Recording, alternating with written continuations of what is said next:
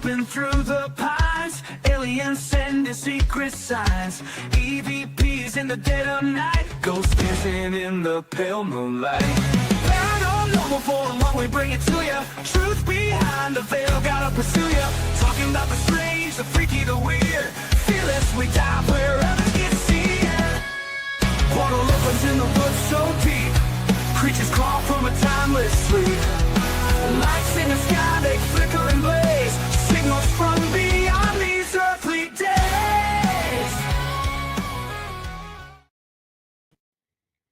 All right. All right. Welcome, everybody. Saturday show. We've had a busy day today. Yeah, we have. We went to a town hall, Bigfoot town hall this morning. Bigfoot town hall meeting. Got to listen to some stories. Yeah. Got to hear a good friend of ours, Mr. Matt Sieber. Yeah. From East Tennessee Bigfoot talk. Mm-hmm. It was fun. Then we got tonight. Yes. Got author, psychic, investigator, John Russell with us. Yeah. This was this third time? Fourth time? Third, fourth, I don't know. Something like that. He's one of our regulars that we can count on to come on the show. Yeah, he's awesome. He's a really good guy. And we appreciate him coming on. Yeah, we do. You got anything for I read his? I was just wanting to say, I guess we'll do it now. You know, you go to paranormal411.org. That's our website. And when we do our short shows every Thursday, the ones where Jason and I are, you know, it's something that we've actually just put together. We usually put that after the show into a blog form on our website. So a lot of those shows, you could actually go onto the website and read the blog. Mm-hmm. So if there was a show or something that you missed, or you wanted to go through and read it, because some people are just like reading stuff like that, it's on the website. It is. We've got tons of them. All right. All right. Oh, another thing, if you're on YouTube, we've noticed that when you chat a lot, you get a lot of points, right, David? Yes. Like so right now, not the actual chatter gets the points. Yes. So talk all you want. Talk. The more you talk, the more points you get. All right. You ready? We got ready. John Russell. For half a century, John has been an internationally recognized professional psychic and medium. As a paranormal investigator, he has experienced over 1,000 physical supernatural manifestations and provided psychic readings for clients in more than 40 countries. Wow. Yeah. John is also a popular and frequent guest on over 70 radio shows and podcasts worldwide, including multiple appearances on Coast to Coast AM with George Noory. That's awesome. And the Unexplained with Howard Hughes in the UK. And Paranormal 411 here in Tennessee. Right here. Right there. Now, he's been a sought-after voice in the paranormal community for over 18 years. And he also, I like this, he filmed a TV pilot for the History Channel in which he physically explored the assassination of President Abraham Lincoln. And he's also been a featured presenter at the 2022 Paranormal Magic and Ancient Folklore Conference. Now, as an author, John's written several award-winning books, and you can go on his website and you can see all the awards that this guy has won. Tons of them. Tons, yeah. His best-selling. Yeah, just real good books, including Riding with Ghosts, Angels and the Spirits of the Dead, A Knock in the Attic, 20 Ways to Increase Your Psychic Ability. That's a real good book. That is a good book. And The Crying Tree and the Magic Rock. Now, those have all earned high praise from notable figures like Uri Geller and George Noory. But his most recent book, The Cansack Ghost, it's a collection of true paranormal stories, spiritual insights, and adventures that also explores what it took for him to become a certified tarot master. Woo, I did it. Yeah, John, we're gonna bring him on. Here he Here is. he is. Hey, John. How you doing? Hey, gentlemen, it's so good to be back with you. Yeah, this is our third or fourth visit. I can't remember exactly. I think maybe our fourth even. Yes. But so delighted to be back with you guys. We always have such a good time, and I'm really looking forward to tonight's show. Thank you. Thank Yeah. you. We're every time I see Jason's talk to you and got you on, I'm like, oh yes, this is gonna be fun. Time to have some fun. Yes. You're just a real great guy, easy to talk to. Yeah. Oh, I appreciate it. Bless your heart. I appreciate it so much, and thank you for that nice introduction. That was awesome. I'm so grateful for what I've been able to do, and my books I've been able to get out there, the people I've been able to help worldwide with my readings, and it's been an amazing life. I'm really happy and grateful for it. Yeah. So when you go on George Noory, it's really late at night when you go, right? Oh Lord. Yeah. East Coast time. It's 2 a.m. It's 3 a.m. for me. 3 a.m. Yep. Okay. So I get up at 2, get awake, go on the air at 3, from 3 to 5 a.m. And then I just stay up and start my day, start checking my emails for client emails and business emails and stuff. And I just stay awake and go ahead on. Yeah, I've been on with on Coast to Coast now, 14 appearances so far. Yeah. wow. Yeah, I've listened to you once or twice on there. Oh, thank you. Thank you. Have you been back as far as Art Bell? No, I was never on our Bell show. No. Yeah, I did radio for a period of 9 straight years. Starting in 1998, I did 9 straight years of radio, and that was back when there were no podcasts. It was just radio, and then that spun out because everybody quit having psychics on their radio shows, and a lot of the radio shows that I had been on, where I was so popular, they changed ownership, changed formats and everything. So that all just kind of stopped until then 2020. My very first appearance back on the air was on Coast to Coast AM, and other people that listened to that had podcast heard me, and they wanted me, and then it just steamrolled from there. So been, let's see, in the past going on 5 years, I've been interviewed over 200 times now. So it's been busy. That's a busy schedule. It's a very busy schedule, and that includes, let's see, 12 UK podcasts and 12 different UK podcasts. And I just had my first Australian radio interview the other day. Wow. So it's a lot of fun. It's a blast. Worldwide. Yeah, worldwide. Yeah. So I know you've been asked, you get asked this every time, but we probably have some new listeners that would want to know how you got started in all this paranormal. The origin story. Yeah. Yeah, the origin story. Yeah, we'll run through that for the new people. For the ones that have heard it before, hang in, and we'll be talking about new stuff down the road. But yeah, when I was 5 years old, I was sound asleep in the middle of the night, pitch black outside. My parents had left the night light on in the bathroom down the hallway, so I could see to get up and go to the bathroom at night. And across from the bathroom, there was a doorway that went into our dining room, and the night light shed enough light that it spilled out of the bathroom and into the hallway, and you could see pretty clearly in the hallway at night. So I wake up in the middle of the night. It must have been like 1 or 2 in the morning, pitch black, and I'm 5 years old, and I'm absolutely, totally, completely wide awake. No drowsiness, no grogginess, no nothing. I'm just instantly wide awake. And I'm like, well, this is the craziest thing in the world. What's going on?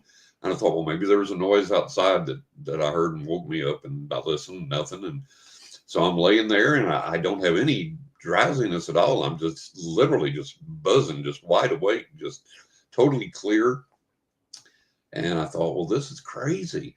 And so I just kind of looked around my bedroom in the dark a little bit, and I raised up on my elbows in bed, and I looked out my doorway down the hall, and in the nightlight's glow, there was this elderly black gentleman peering around the doorway from the dining room.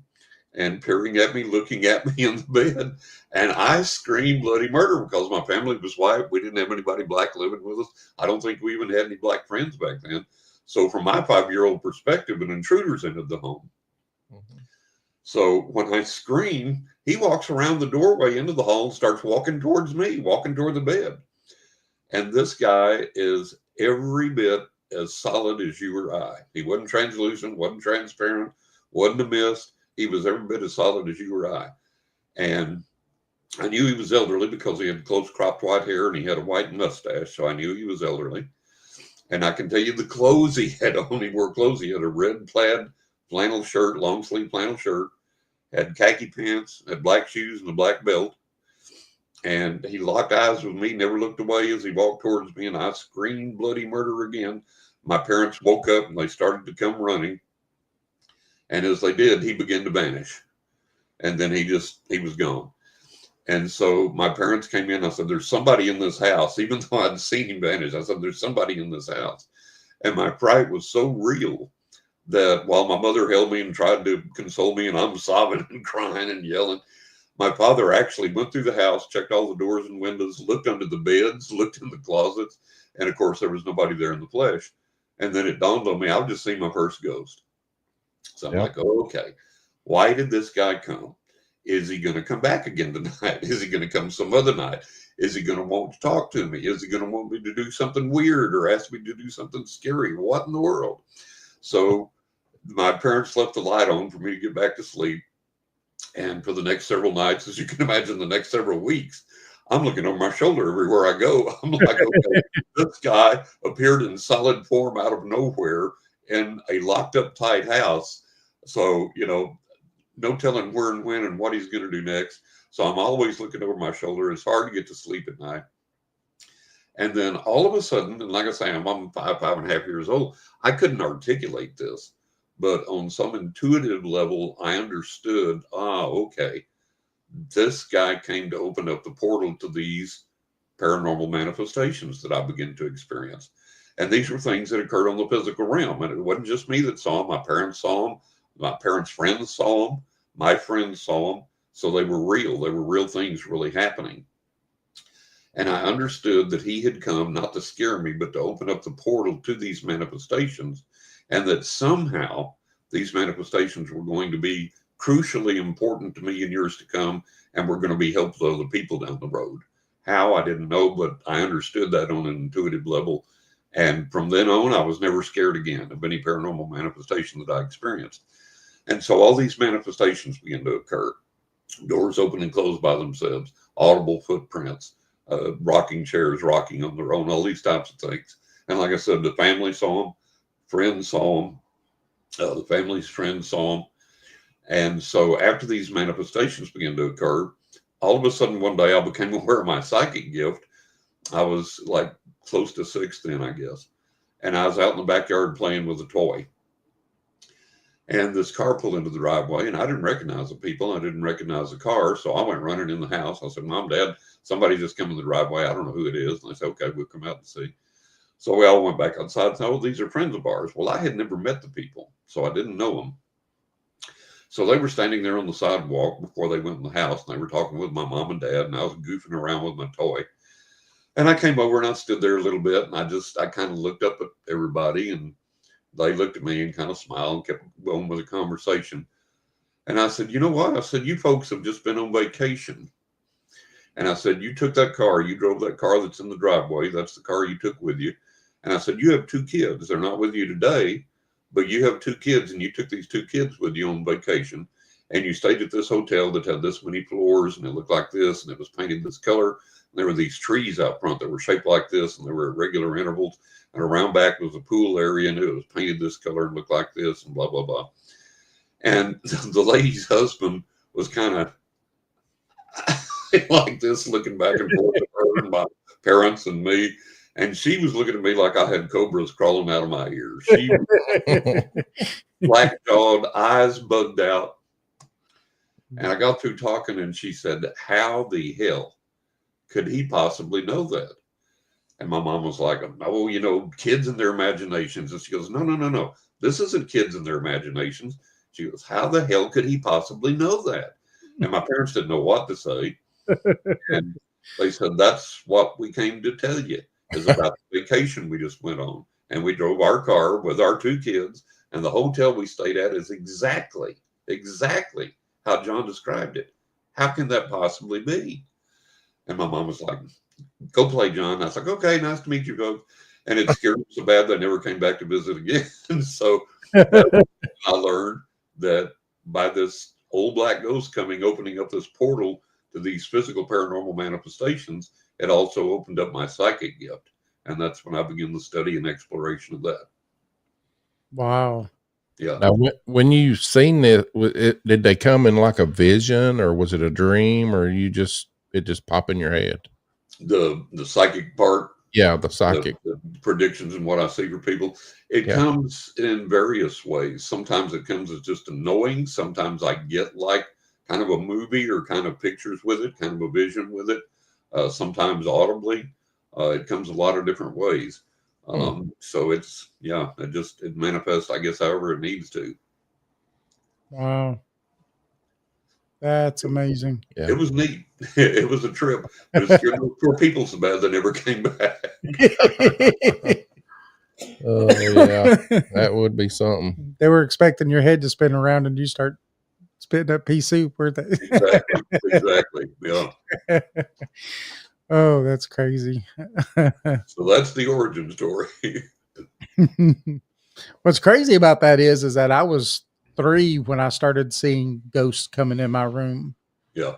And they were corporeal. They were full apparition or full people.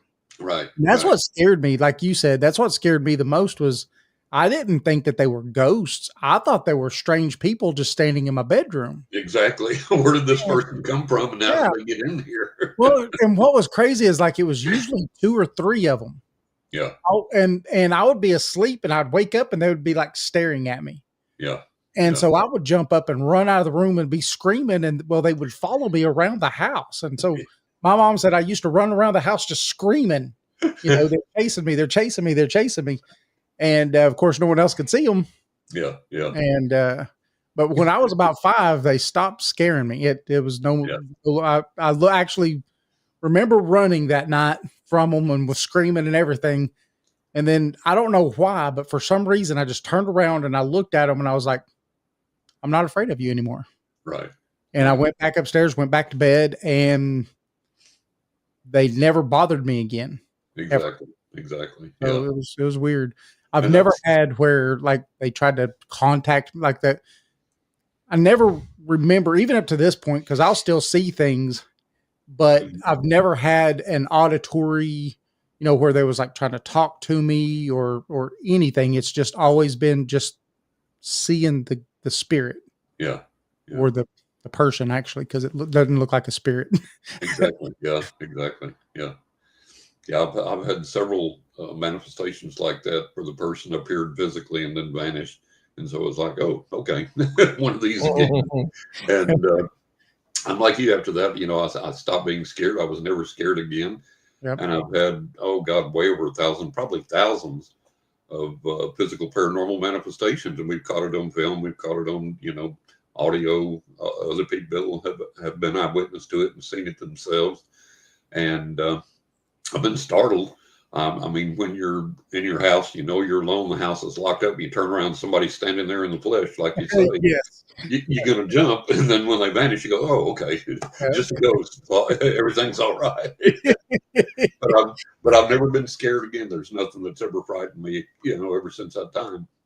Yeah. And, like I say, I've had probably thousands by now. And it was really funny.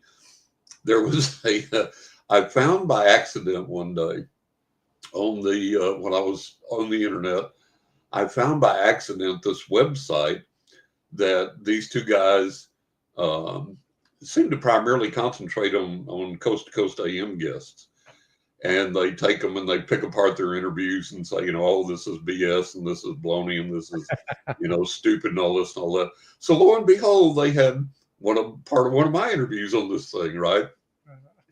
And the guy was like, oh man, how does he know he's had over 1,000? What does he do? Does he write them down? And he's sitting there and he goes, oh, here comes another one. Better write it down. And I was laughing so hard I couldn't see straight because that's exactly what I do. I went back through my life beginning at an early age and started keeping a journal of all these experiences. I literally wrote them down and do to this day. And so, how does he know he's got that many? Well, I counted them. You know, I kept track of them. So that was funny. You should write them and be like, "Are you psychic?" Because that's exactly what happens. Now. That's exactly what I did. Yep.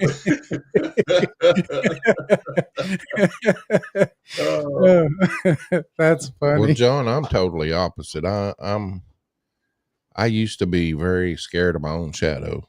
Yeah. Yeah. When I was younger, I drove my mama crazy. I mean, I would hear keys rattling outside my window, see shadows and things. And she made me go see our pastor at church over it. And grew up, I was still scared of the dark. Probably I went to David's house in 2012. Didn't go back for 2 weeks because I scared him of on what that we one. found. And but after seeing things and seeing the evidence we caught, I believe that there's something out there after death. Yeah. And I'm not scared anymore. I really ain't scared of it. Yeah. And that's good.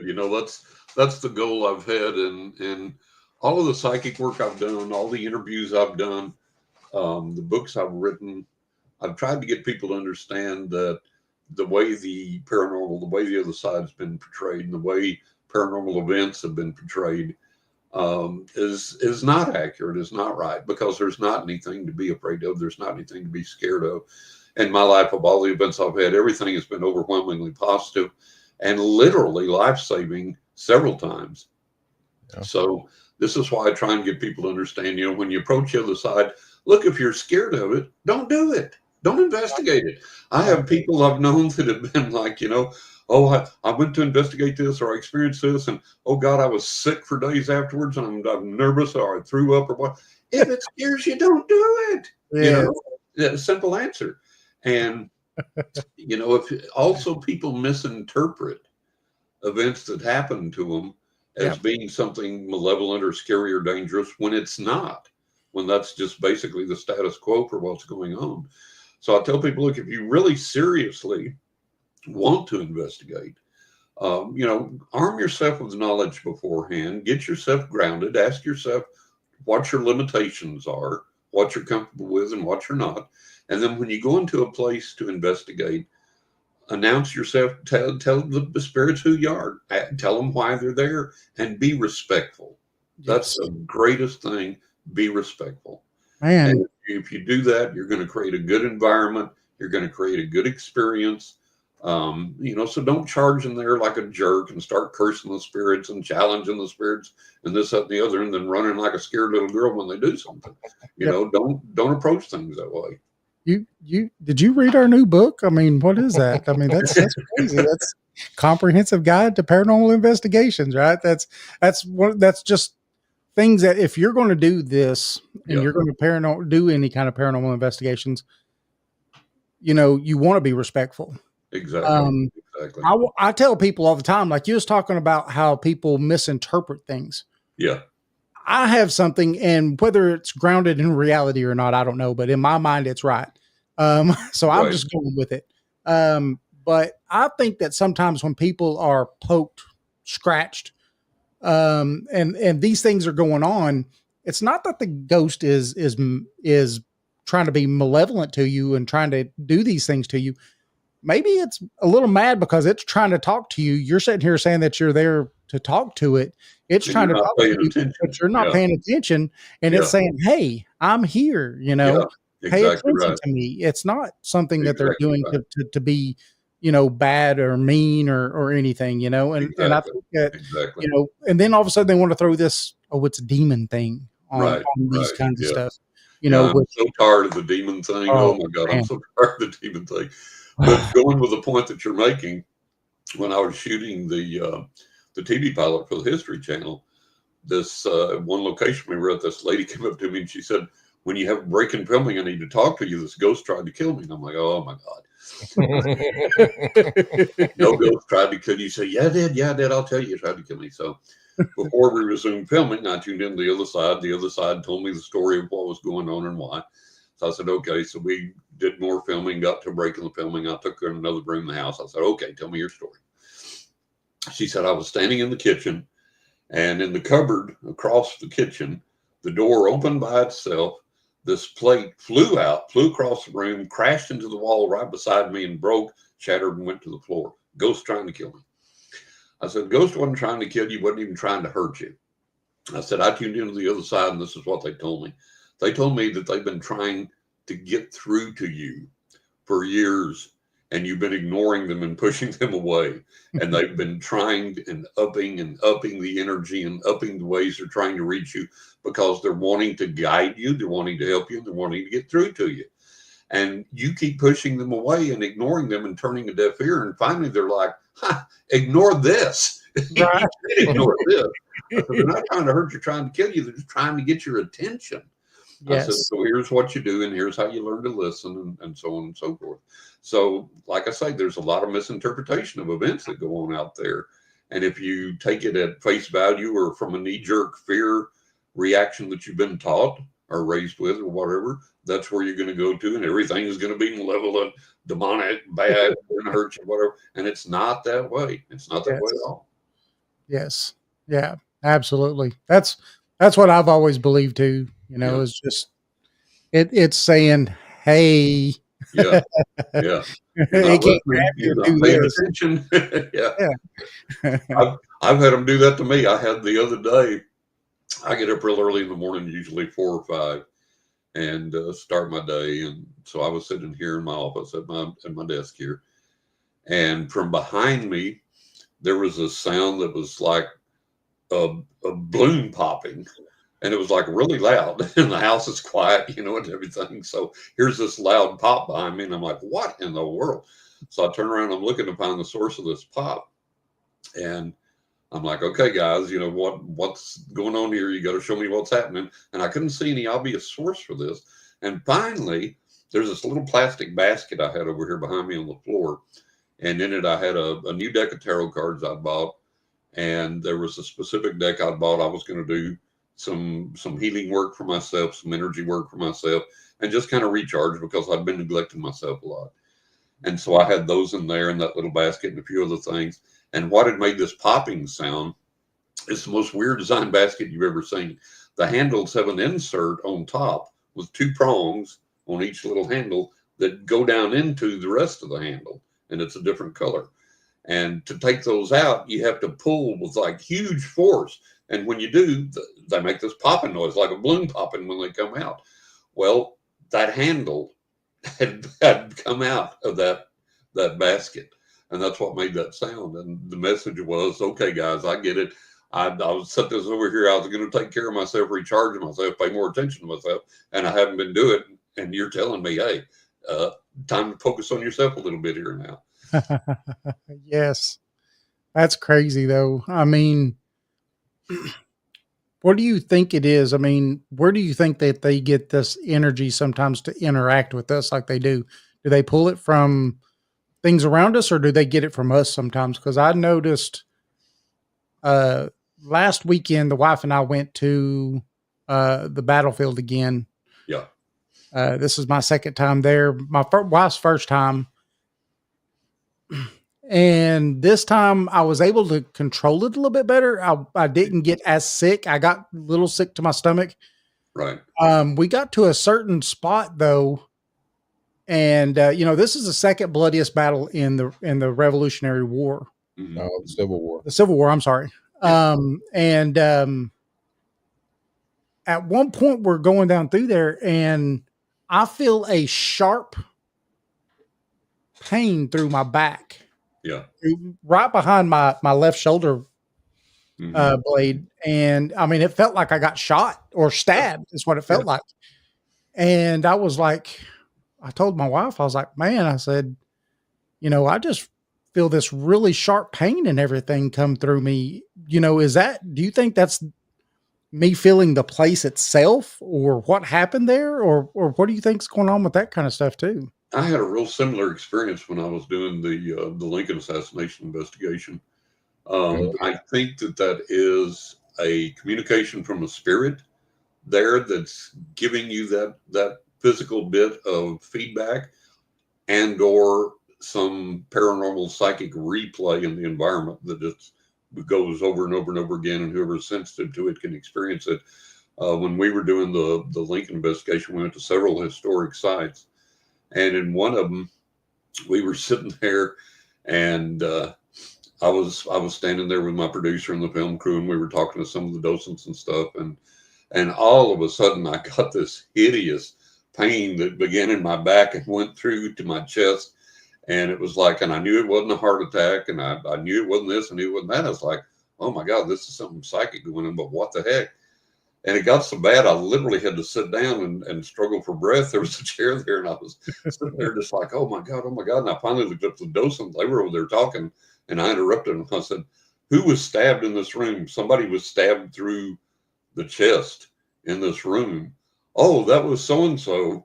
And yeah, he was stabbed almost right at the spot where you were, I think they said. And I was like, okay. And then it went away. So it was like, tell my story, Yes. that type of thing. So you get those experiences. And that goes back to me saying again, know your depth, know your limitations. There are places that I can go, and spiritual experiences, paranormal experiences I can have that would send other people running or make them sick or whatever, and it doesn't affect me at all. It doesn't bother me at all. There's nothing that really upsets me or bothers me. And again, know yourself, because I took our son one time. There was this old abandoned house that we went to investigate for a little bit, and he got nauseated. He got physically sick in his stomach, felt like he was going to throw up, and I was energized. I felt good. So I always tell people to say, know yourself, find out what your limits are. And if you know a certain environment or a certain energy or a certain particular category of investigation, like Civil War battlefields, if you go there and you feel sick, you feel bad, you get a headache, whatever, that's not your niche. Stay away from it. Find something else to investigate, something else you can do. Yeah, because both times I've been, I've felt that. Both times I've been, I've felt like 100-pound sack was set on my shoulders. And I carried that all the way till the time I left. Yeah. Now, and you have to decide, is this something I can contend with and deal with successfully? Yeah. Or is this going to be something that, it puts a damper on this for me or causes me to feel bad physically for a few days afterward or whatever? That's something you have to come to terms with and figure out. I start feeling drained, almost like just start getting drained. Yeah. And now this time the sickness wasn't as bad as the first time I went. The first time I went, it was, Jason could tell you. I mean, I felt like I was just going to upchuck everywhere. Yeah. Yeah. Really bad. And this time it wasn't that bad. I just kind of felt it, that precursor to feeling sick, the whole time I was there, but it wasn't. And it may get better, each time as you do that, or it may not. And if it doesn't, you just have to decide, hey, is this worth it or not? Let me investigate someplace else. Right. It's like I tell everybody, you got to learn that threshold of what works for you and what doesn't. And I'm I guess the odd man out, the anomaly, but my entire life I've been able to investigate any place, anything, experience all of these things and not have any adverse physical reactions. So that's been really great. I've had tons of paranormal manifestations, tons of interactions with spirits, UFO sightings and interactions, and never had any problems. So that's my blessing. That's my gift. I always wondered if it was just, I've never explored that side of anything. Mm-hmm. I've always known I could see. Right. I've never explored past that to see if I had anything else or if anything else was going on. Yeah. And because the wife and I have gone to several Indian mound places and stuff like that. when I go to those places, it's the complete opposite. Yeah. I feel great. I feel happy. I feel positive, feel yeah, energized. yes, Yeah. yeah. Those places I haven't been. I'll say I haven't been to one yet that I've felt negative to when I've been on there. Right. That's your niche. That's your your connection with positive energy there, and to enable you to do that. And the Civil War battlefields, man, those were gruesome places. I went to one I write about in Writing with Ghost Angels and the Spirits of the Dead. I went to the Ulusty battlefield here in Florida, and man, the crazy energy there. It's just absolutely unbelievable. Excuse me. And you think about, here's Americans killing Americans for some weird ideology that some historians can't even agree on why the Civil War, Right. And the fact that we did this to each other, that we killed each other this way, and it's just crazy. It's just nuts. The energy is manic. The energy doesn't even make sense. Yes. And when I was doing my investigation of Ulusty, it was like, man, there was hardly any fear, if any. And Ulusty was one of the major battles here in the Civil War. And there was almost a sense of glee, of like, hot damn, let's go kill this sucker. Yeah. Like, are you kidding me? Are you crazy? And these people were just out there, hacking each other up and stabbing each other and shooting each other and, blowing each other to bits with cannons and stuff. And just, let's do this thing.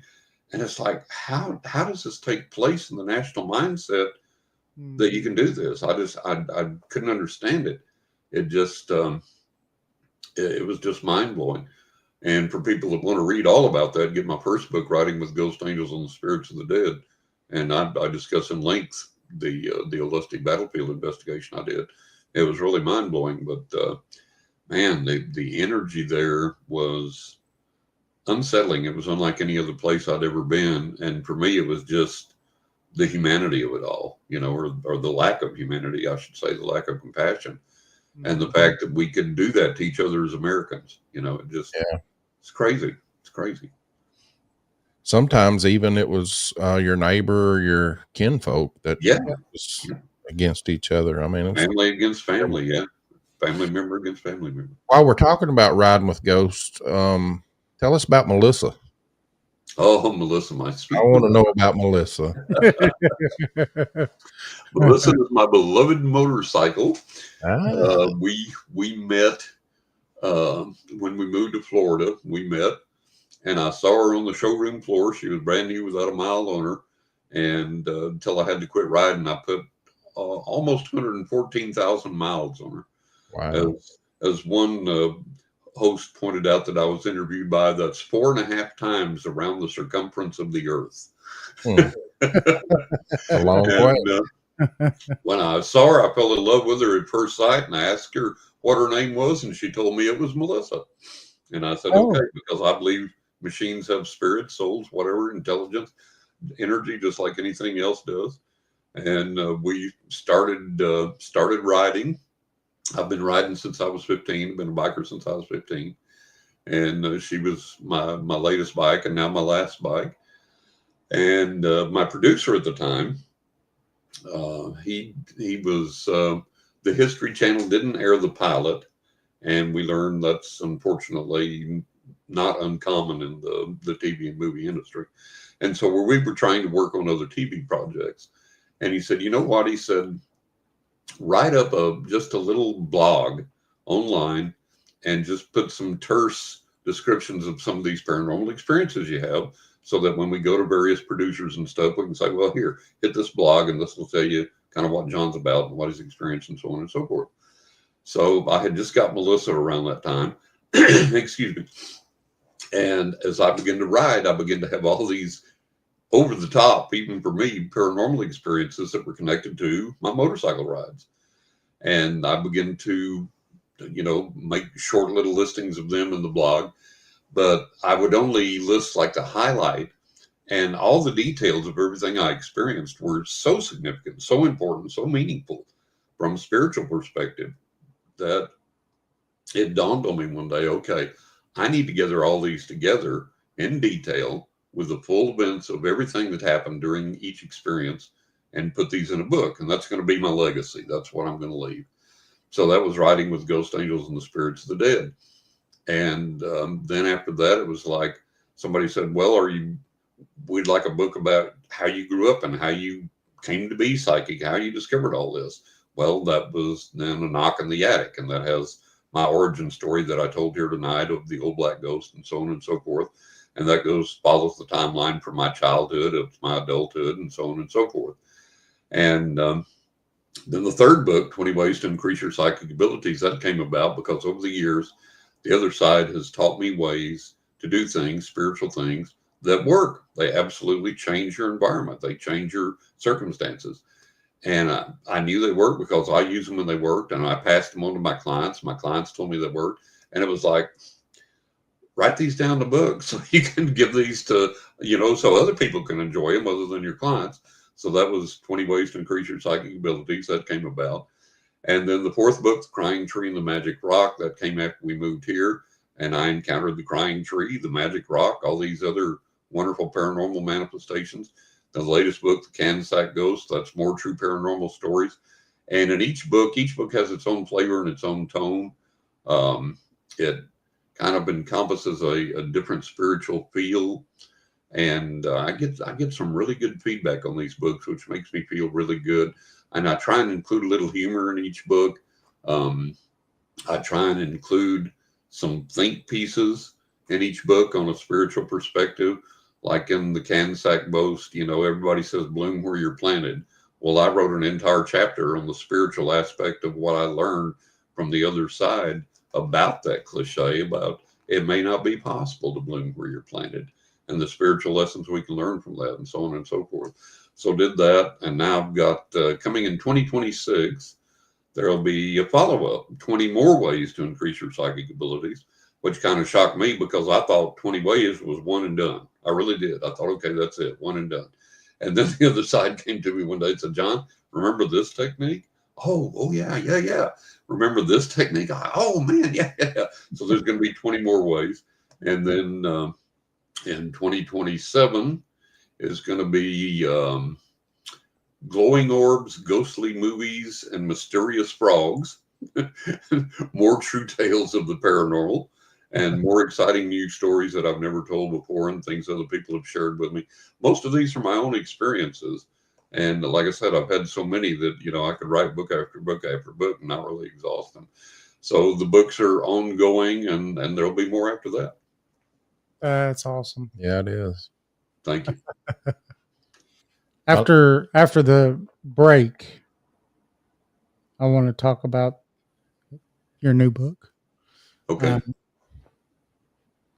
Well, we got about 15 minutes. Yep. I want to ask you about, I think you mentioned it, or you had a chapter in it in Knock in the Attic about your UFO experience.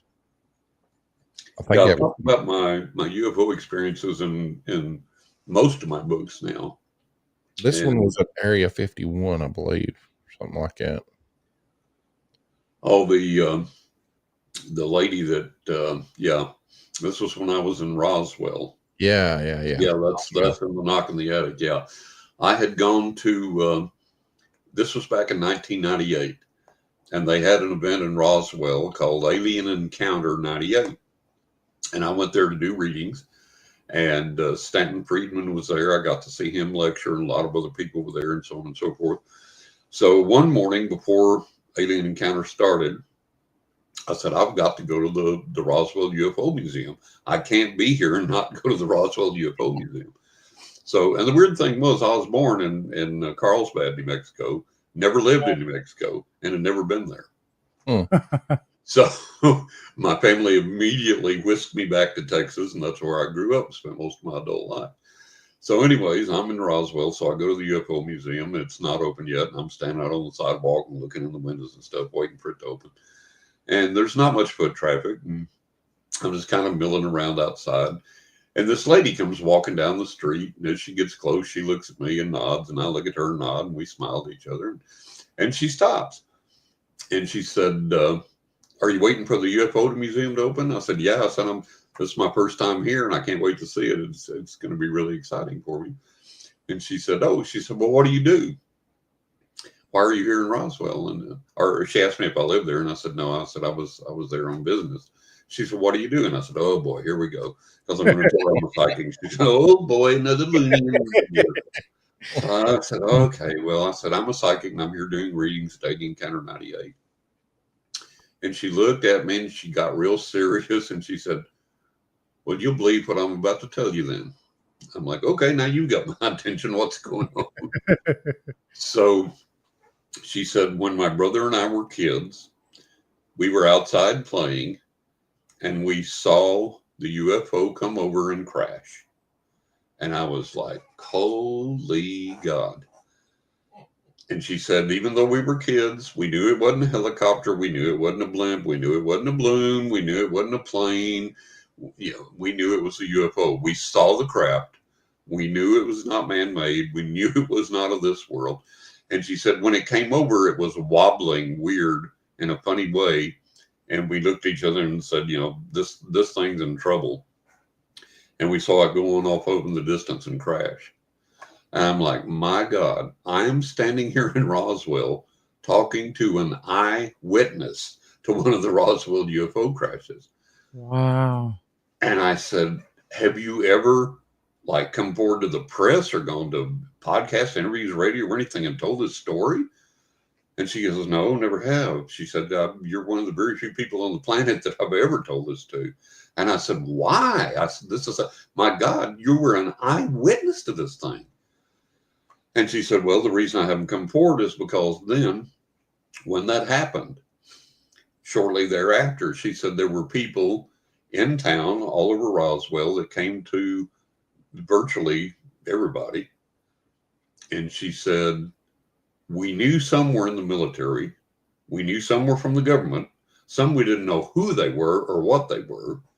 And basically, the bottom line message delivered was, if you talk to anybody about this, if you do any interviews, if you do any radio, you talk to somebody in the press and the newspaper, whatever, if you talk to anybody about this, you and your family's bones are going to be found out in the desert.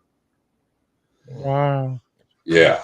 And that's been corroborated from several people during that time frame. Not just that she said it, there's several people in that era that were interviewed that were told they were given those death threats, basically.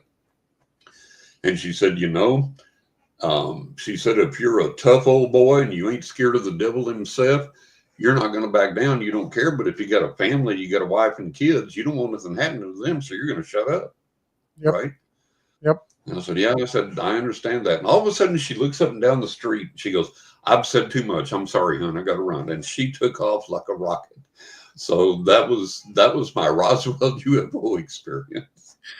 That's amazing, though. I mean, to actually get somebody that was an eyewitness.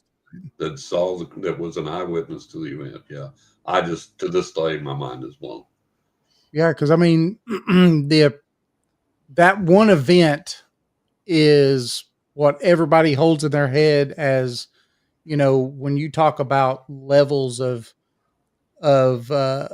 having not only sightings, but just anything like that happening. I mean, that's always at the top, Yeah. What happened there, that's the all the benchmark. people's experiences. That's the benchmark for everything that followed. Yeah. Yes. Yeah. That's amazing. Oh, it was astonishing. I was gobsmacked. I was like, oh my God, I've talked to an eyewitness to the Roswell UFO crash. It's like, my God, just incredible. Absolutely incredible. I've always wanted to go to Roswell.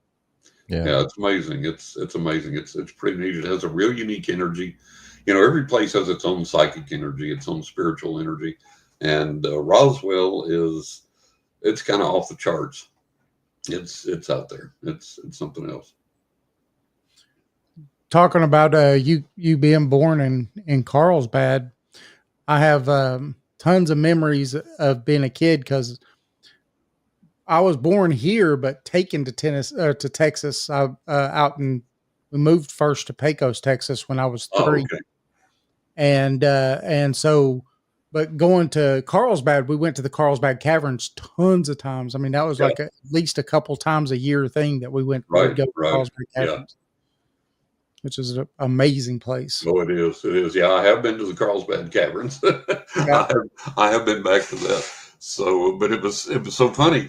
I was born in Carlsbad, but have never lived in New Mexico. As soon as my mother had me, we zipped back to Texas and grew up in West Texas and lived most of my adult life there before I eventually moved to New York, and then eventually we moved to Florida from there. So, Wow. New Yeah. York.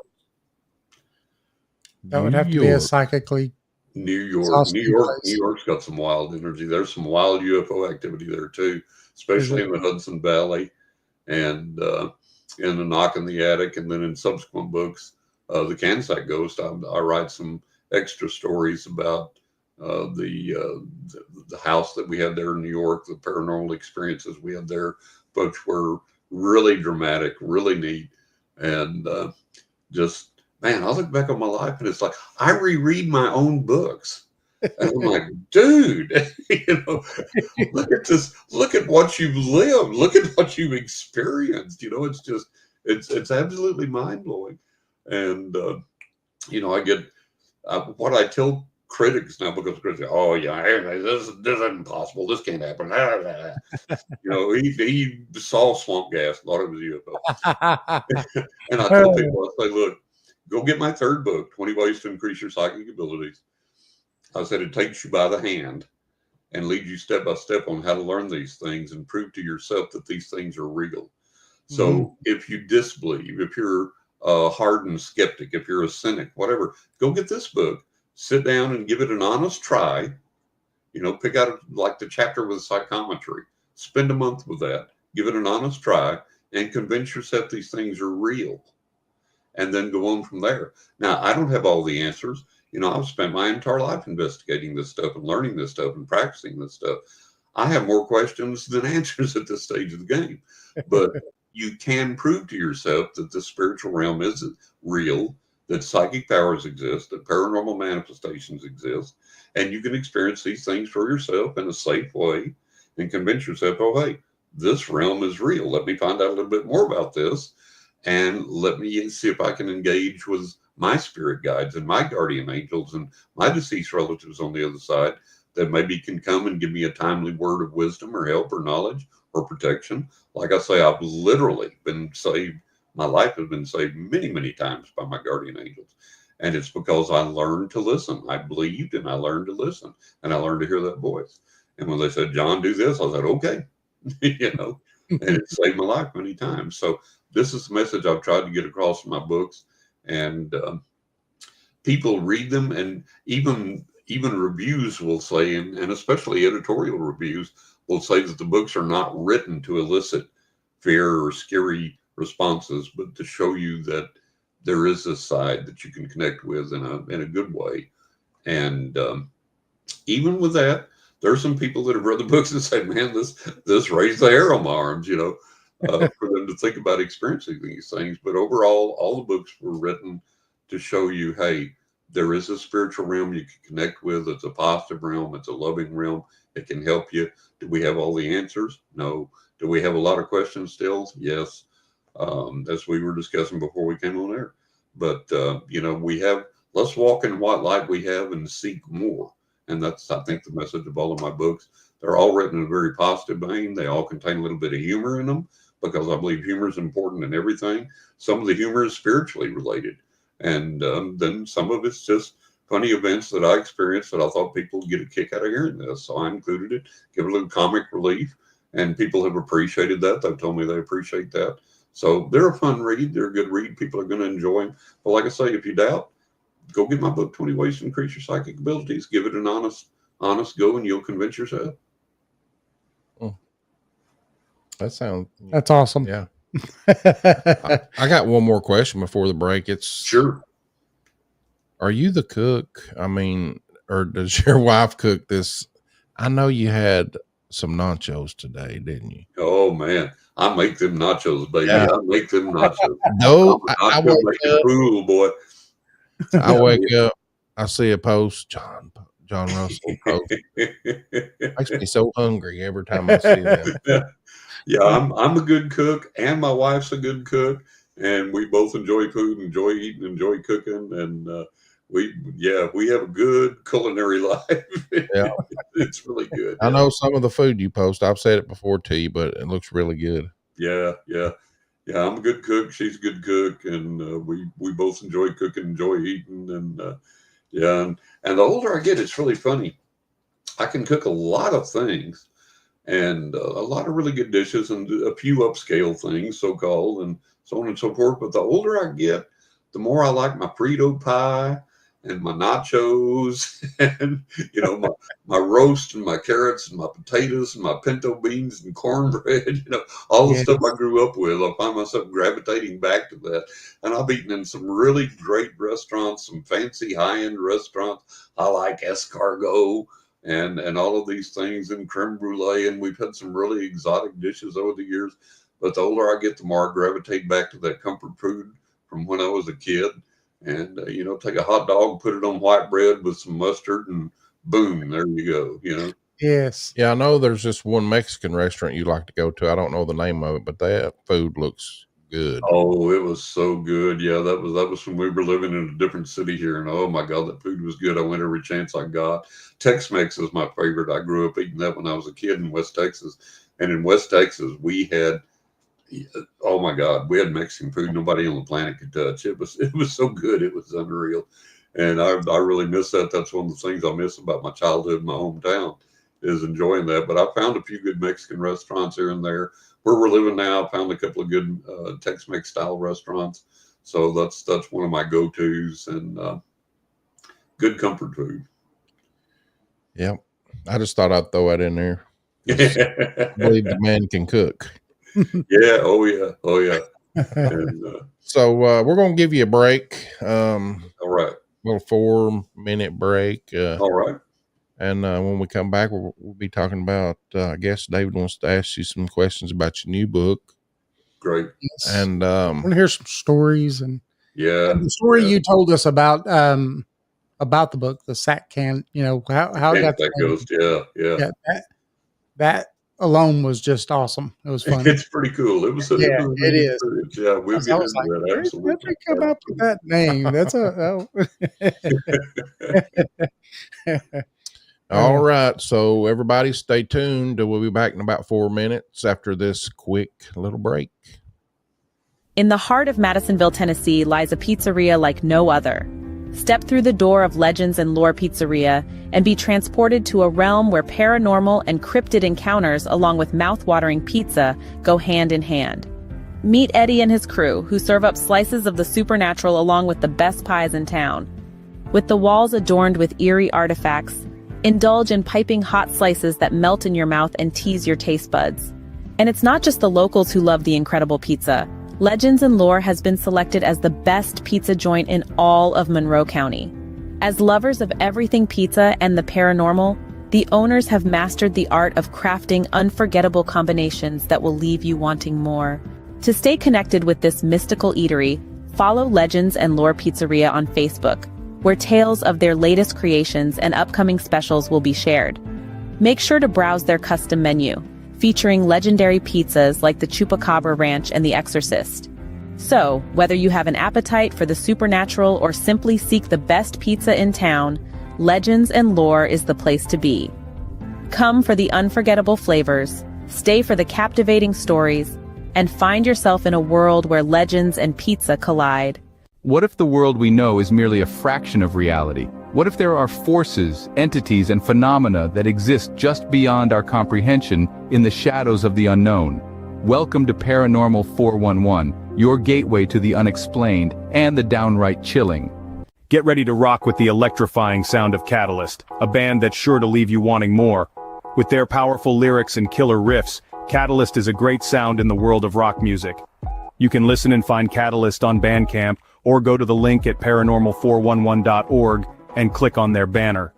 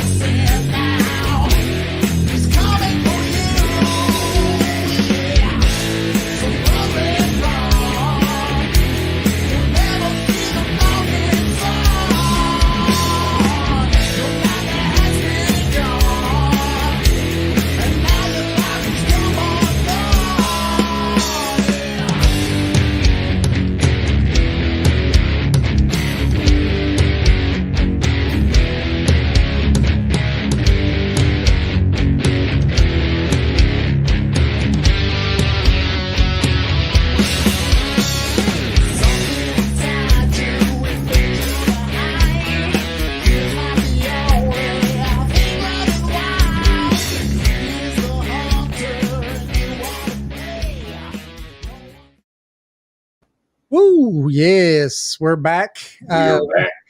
I want We to are say back. that is our good friends Catalyst of East Tennessee. That music that you hear there, That's some awesome music. yeah, they're really good, That's some and awesome music. we're happy that they allow us to play it. Yeah. They don't, try to price gouge us on it or nothing. Just There you go. There you go. So the sack can ghost The Cansack Ghost. and sack. I'm saying it backwards, right? How did you name it? Because you told us the story, and I was like, man, that was good. It was just Yeah. it was good. We had where we were living at the time. We were in an apartment complex, and there was this retired elderly gentleman that used to come by and dig through the dumpsters and get the cans out to take them and recycle them, sell them for money. So our apartment manager said, "Hey, look, this guy's old as dirt. He doesn't need to be digging through these dumpsters. Let's everybody." They put a big, huge metal trash can out by the swimming pool in the common area there. And he said, "Look, everybody, bring your cans out, dump them in here, and I'll let the guy know instead of having to dig through the trash cans, he can just come, drag this to his truck, dump the cans in, and voila." So everybody in the apartment complex started saving their cans for the trash can man, right? And we had the plastic grocery bags you get. We took one of those and looped the handles over a knob on our pantry in the hallway there. And we'd empty a can out, we'd put it in the can sack. So when we started doing that, the cans would rattle and move within the sack. And I was like, okay, a mouse is in there, a big cockroach is in there, something's in there. So I would take the cans out, I'd get the bag, open it up, look down in it, take the cans out one at a time, shake them out, look in them, nothing. Next one, shake it out, look in it, nothing. Do that with all the cans in there, look in the sack, nothing in there. No mouse, no bugs, no nothing. So I'm like, okay, put all the cans back in, hang it back up. Cans would rattle and clank, cans would rattle and clank. I'm like, okay. This is somebody on the other side saying, "Yoo-hoo, I'm here." So it got to the point that where the bottom of the bag was, it was like somebody would hit it, and you would literally see the bag jump and the cans jump and fly up in the bag and then settle back down. It was literally hit that hard, and the whole family saw this. Everybody saw this. So the can sack goes. So that's where the title came from in that story. And then there's additions to that. There's other things to that in that particular chapter, but that's where the title came from. That's amazing. It is, yeah. That is amazing. So this ghost, this was just one that was already in the place that you was living. It was already in the house. It came there. It didn't start any specific activity like that till we put the sack up for the cans, and then it decided, oh, here's a neat way for me to communicate. That's interesting. Yeah, a lot of fun. So, is there any, maybe a story from it you could tell us? Let me tell you about this one tarot reading I did. This was just this was a defining moment for me in so many ways.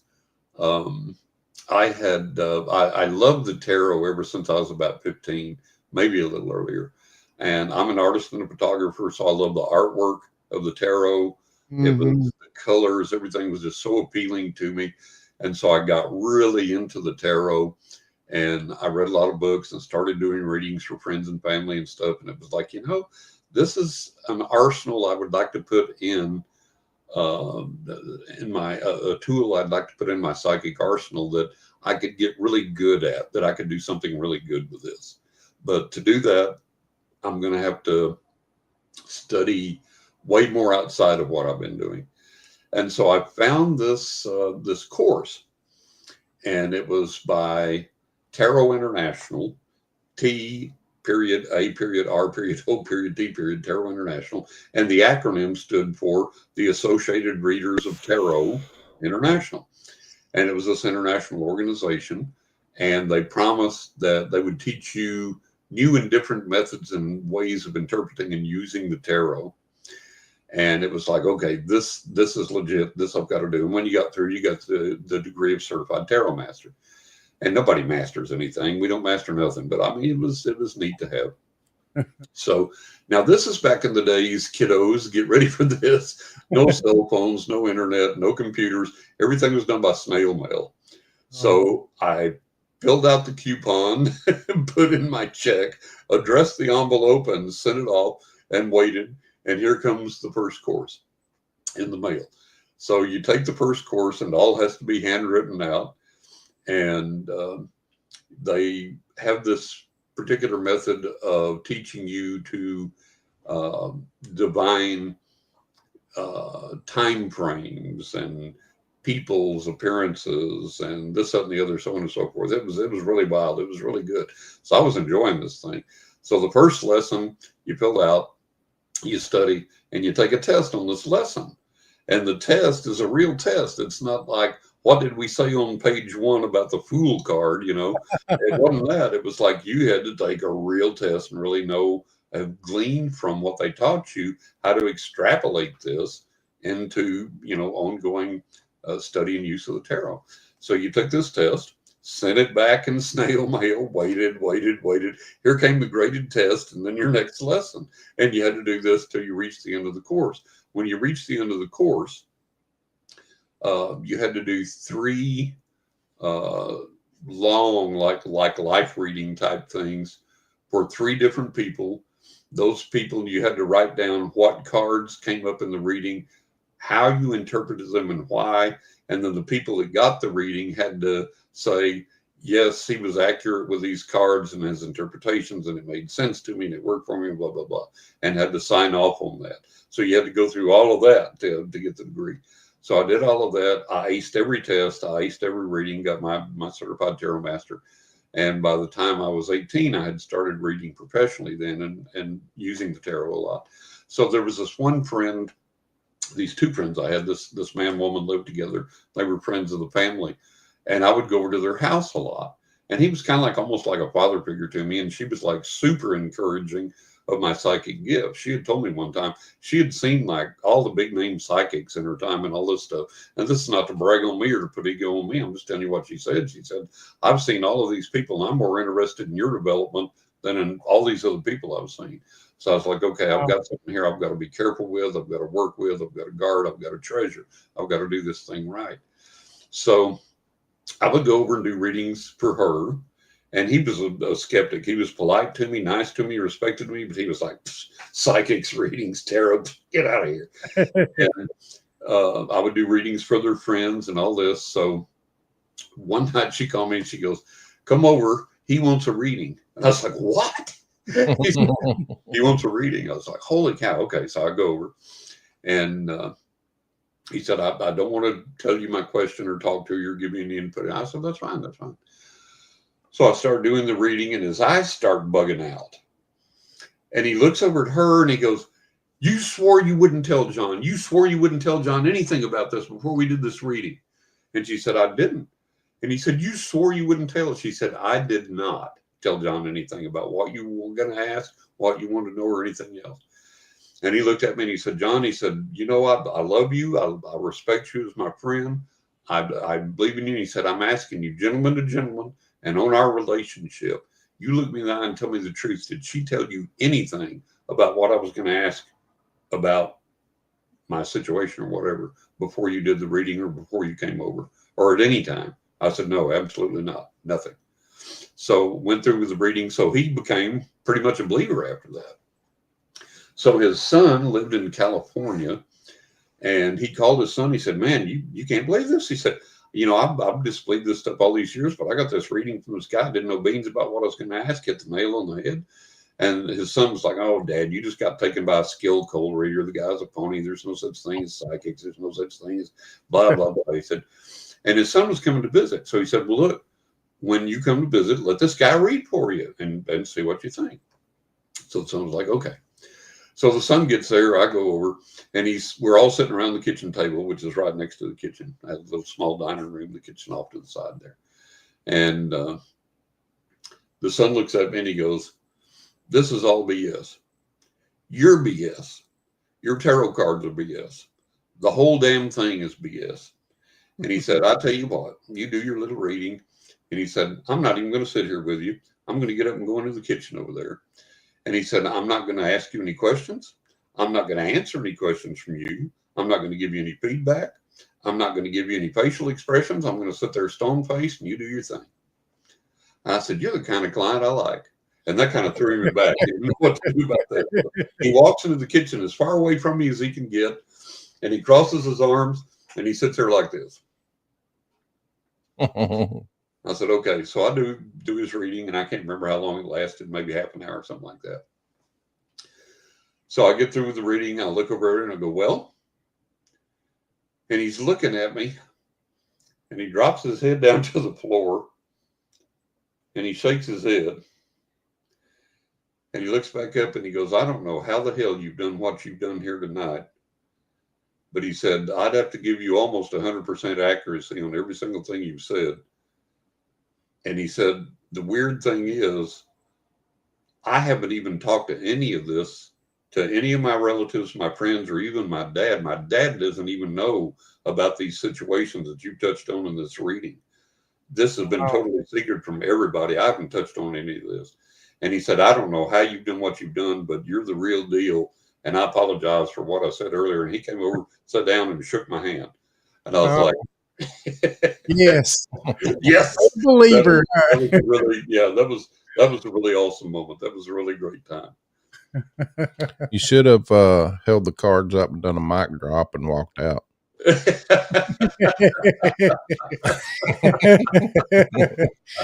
That would have been good. Oh man! But that was one of the things I write about in the book. And then there's other funny moments in there about things that happened during my readings and reactions from people, misinterpretations from people, and just some comical things. So a lot of that's in there.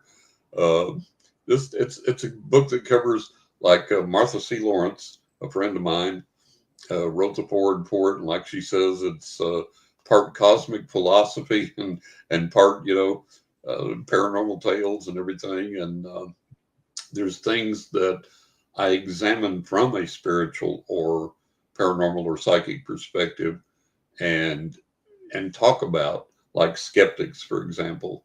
That's one of the chapters in there, and I'll talk about the amazing Randy, who was not a skeptic; he was a cynic.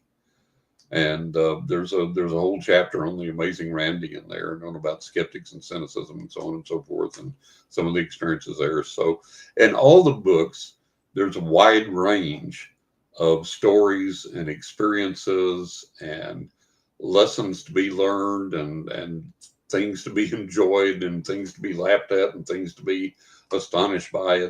Each book has its own tone, its own flavor. And each book has its own kind of its own flow and its own pace and its own feel. The other side gives me things to kind of group together in each book that kind of make sense and kind of go together, and it has its own kind of flow. So they're a joy to write. I mean, writing is tough. You guys know that because you're writers, you're authors, and writing is tough, but it's Yes. very rewarding, and it's a lot of fun. It is. It's nice when you get, someone that reads it and then they're like, I really enjoyed that. I get it. Yeah, I enjoyed it. Yeah. Yeah. And you're like, okay, even if it's only one, it's nice. Yeah. I try to tell everybody what helps us out more than anything is if you please rate and review us on Amazon. Yeah. Yeah. That helps more than anything. It does. And the amazing thing is the reviews I've gotten from some people over the years. It's like, did you even read my book? It's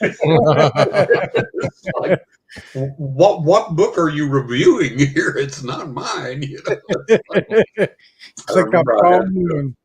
I had one review on Amazon, and I actually wrote to Amazon, request that they take it down, and they did, because the guy wrote this scathing review of my book. this scathing assessment of me personally, and gets to the end of his review and says, "Now, while I admit I haven't read the book, nonetheless, da, da, da, da." And so I said, "Look," I wrote to Amazon. I said, "Look, somebody didn't like me. I'm thick-skinned. Fine. Somebody didn't like what I write. I'm thick-skinned. Fine. But to write this scathing bunk and admit that you haven't even read my book, that's not a review. That's nonsense. Take this junk down." And they did. And I looked this guy up, and that's what he did. That was his whole life, was going around to various things and just giving them crap reviews, just, just tearing them down. It was like, that was his thing. So I always tell authors to be, or even some authors that have kind of lost hope and need a little boost or whatever, it's like, look, consider the source on these reviews. And if the review is, boy, look at this old John Russell on this YouTube, and he ain't got his teeth, and he looks stupid, and he's dumb, and he's fat. Okay, great. But that's not a good review. That's not a book review, and that's not even a me review. My physical appearance, maybe. Okay, I'm thick-skinned. I can slip that off. But consider the source of the reviews. And if you get 10 reviews that say, "Man, the pacing of this book, I couldn't stand this." If you get 10 reviews like that, okay, maybe it's something to consider. If you get 9 really great reviews and 1 really lousy review, look at the lousy review and consider the source and consider if it even makes sense. I had one person left a review on Amazon talking about writing with ghosts, angels, and the spirits of the dead. All this guy did was talk about his motorcycles. I talked about one motorcycle, Melissa. And I gave several stories. Some of them didn't even relate to Melissa or being on the bike or being associated with a bike. But that was the review they left. All this guy did was talk about his motorcycles. I was like, you never even read the book, did you? That reminds me of a story we were told yesterday. We were over eating at our buddy's pizzeria. Right. It's on the commercial there. Yeah, I saw it, yeah. So he has this guy come in, orders a steak sandwich, and takes it back out to his truck, takes a couple bites of it. I think it's what he said. A couple bites were took out of it. Brings it back in, just gives it down the road and blah, blah, blah. And I know Eddie didn't, he's a nice guy. He wouldn't say nothing else. He was probably trying to give him his money back and everything else, but the guy just wouldn't do it. And Eddie said, "Well, what about the 7," or he was thinking this, what about the 70 steak sandwiches that were sold before you today? And everybody liked them. Yeah. But this one, reviews. This one you didn't like. Exactly. Yeah, well, one of the complaints he said was that he ordered a 6-inch, and he's like, "I don't have a 6-inch. It's an 8-inch is the smallest one." And that was one of the things, is that he ordered a 6-inch and he got an 8-inch, and he's like, "Really? I mean, really? That makes no sense." Oh God, I love it. My point is, there's just a lot of people out there that just they've got nothing better in the world to do but to be negative. They love to complain. They love to run people down. I remember back before YouTube started stopping its thumbs up, thumbs down, and comments things, all that, before they did away with that. I was so shocked. I went on, there was this one, I don't even remember the band now, but I love music, and I was watching this YouTube video of this one band, and I like to scroll down to the comments and read what people say, "Oh God, this was what my father loved, and we played it for his funeral," or whatever, and this, that, and the other. And I love to read those comments, and I love to read how people love the music and the bands, what an impact it's made on their life, what they were doing when the song came out. So back in the day when I was reading these things, and it's a little better now, maybe not much, but it's a little better. But back then it was like, I remember I was watching this YouTube video of this band, this song I love. And I went down and I started reading the comments. And one of the comments was, "Oh God, this takes me back. My dad was alive. He loved this song, and we played it together. And it was one of the things that helped ease his passing on his deathbed. And every time I hear this song, I think of my dad." And I'm not exaggerating. There were like comment after comment after comment under that comment, replying to it, going like, "You're an idiot, and I'm glad your father's dead, and I hope you suffer from his death, and I hope you hurt and die. You know, who cares if you love this song?" The next one was like, "Who cares if you love your dad? I'm glad he's gone. I'm glad he's dead. I hope you hurt." And it was like, my God, are you serious? Are you went on like that? And I was like, where do these people come from? What is wrong with these people? You know, and I see people do this to authors. I see them do it to musicians. I see, you know, it's like crazy. So it's like you say, some people have nothing better to do than just be a jerk and get out there and troll people. It's like, Yeah. whatever. So whatever you're going through, you know, take the encouragement and take the criticism with a big grain of salt. Yes. Yeah. I have a question about when you're giving out your, you know, when you're doing readings and stuff like that for people. Right. We've had it happen a couple of times. The wife and I were somewhere and the wife was getting a reading, but I was right there. I wasn't the one getting the reading, right? She was the one getting the reading. Right. But the reading came across for me. Yeah. And this has happened on more than one occasion. I told her, I said, I promise next time we get you a reading, I want to go walk somewhere so I'm not around. Because it's weird how it seems to happen. It does happen, yeah. And I do. I've never read for like families or couples or anything like that. And the main reason is just like you say for that, you know, something can come through for you that hogs the reading they were hoping they were going to get the information. And also another thing is that there's a lot of times, and I'm not saying like infidelity or anything illegal or anything like that. We have private things in our lives, and there are things we don't always share with our spouses or friends or whatever that we like to keep secret.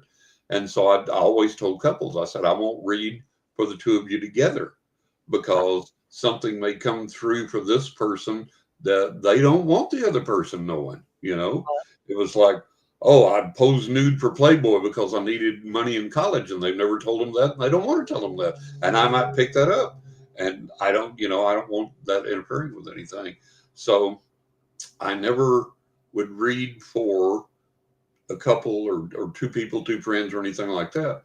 And there was this one time that I had read for a friend of the family, and she was just blown away. She was just gobsmacked. She was like, "Oh my God, you got to read for my daughter. I'm going to buy a reading for my daughter." And I said, "Okay." And she said, "Can I come with my daughter for the reading?" And I never ever did that. And I've never done it since. For some odd reason, I said, "Yeah, okay."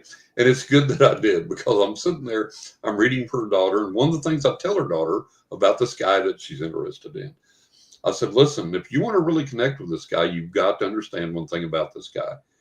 He's not an inside guy. He could never sit behind a desk. He's not a suit and tie guy. He's got to be outside. He's got to be active. He's got to be moving." And she goes, "Oh, no, you're completely wrong." I said, "Yeah." She said, "Yeah, he could never sit inside in a suit and tie behind a desk. He's got to be outside and moving around." I looked at her mother with my jaw dropped, and her mother looked at me with her jaw dropped, and her mother looked at her and said, "That's what John just said." And she goes, "Oh, you did?" Like, holy cow. So in that case, it was good she was there. It was like funny, but yeah, weird things happen in readings. That's crazy. But yeah, it's happened a bunch.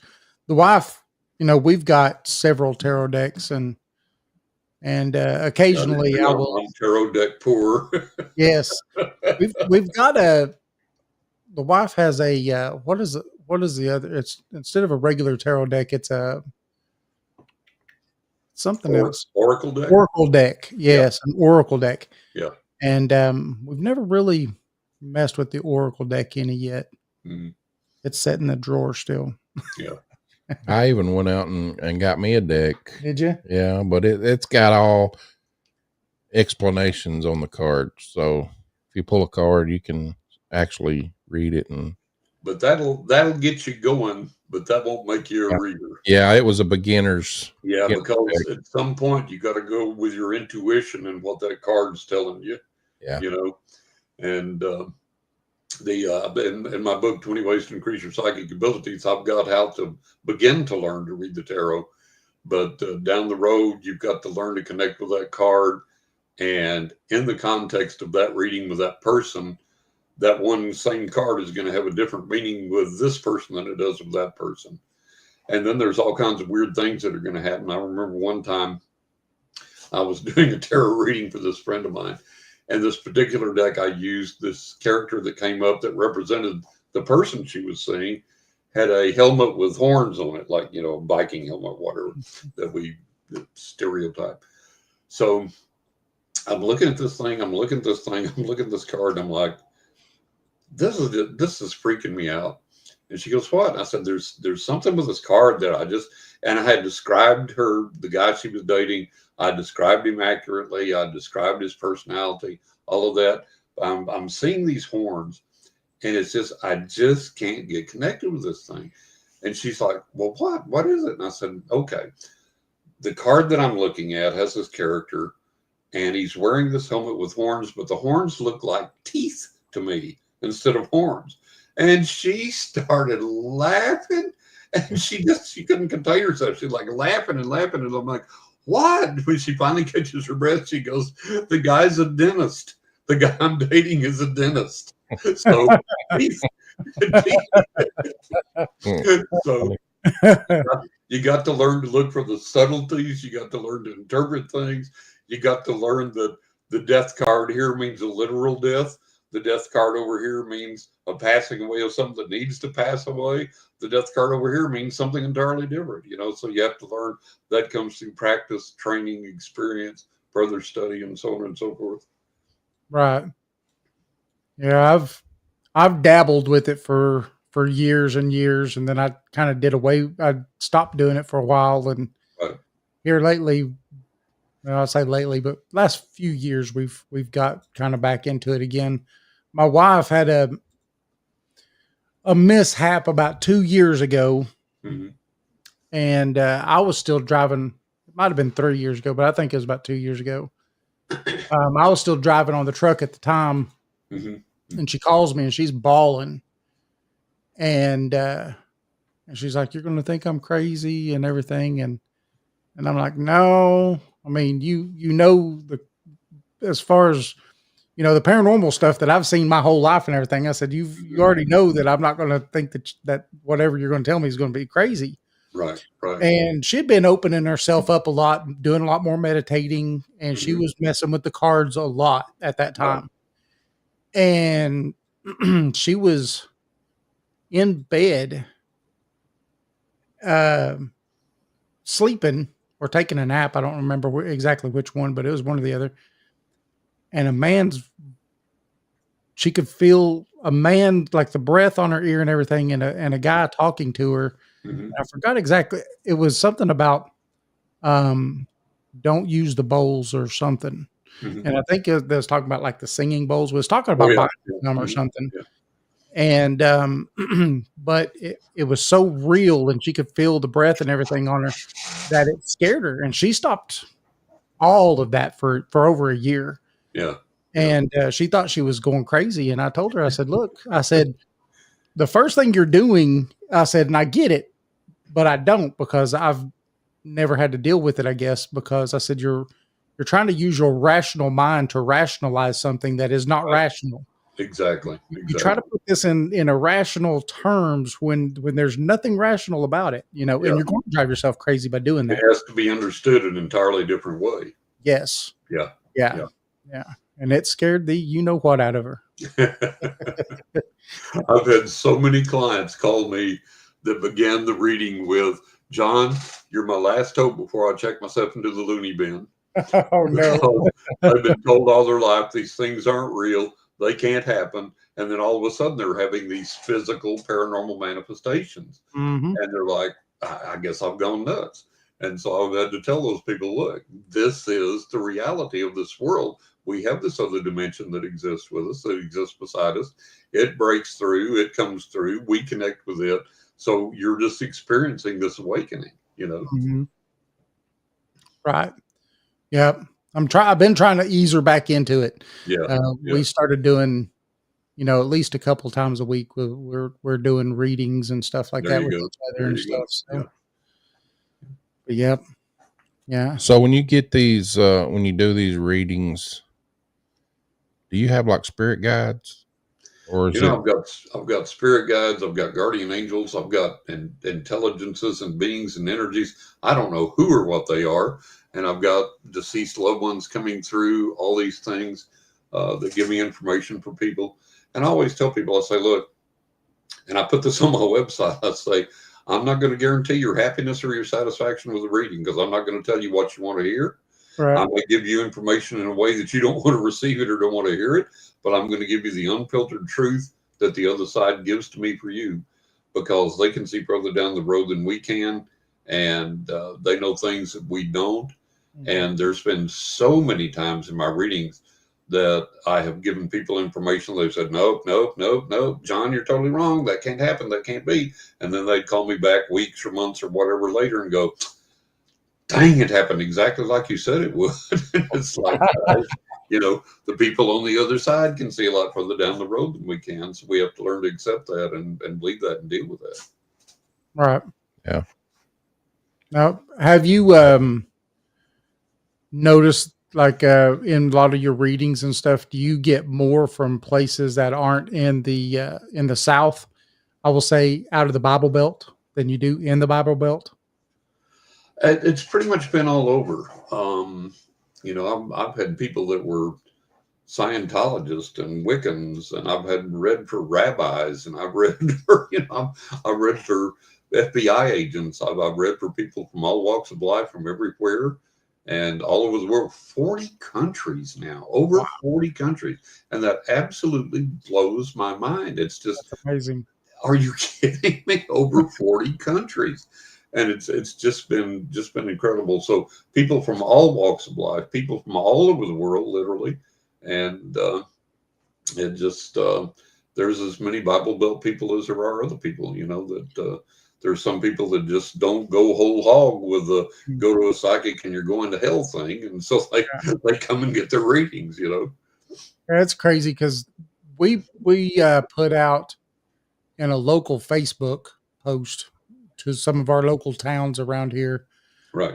About, hey, we're looking to do some paranormal investigations. Do you have a place? Do you know a place? Right. Can you recommend a place? Just all these things.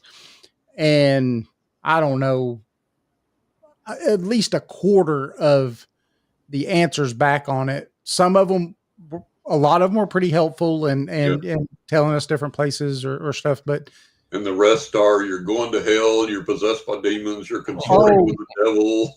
All of that. And there was one that was just the funniest one that I think I read, and I don't even bother anymore trying to rebuttal, just say anything, because it ain't even worth it. But she was like, oh, you're going to conjure up demons and all this other stuff. And I'm just like, oh God. Yeah. Here we are with demons again. Yep. Here we are. Yep. Oh, it's crazy. It's and I've encountered that over the years.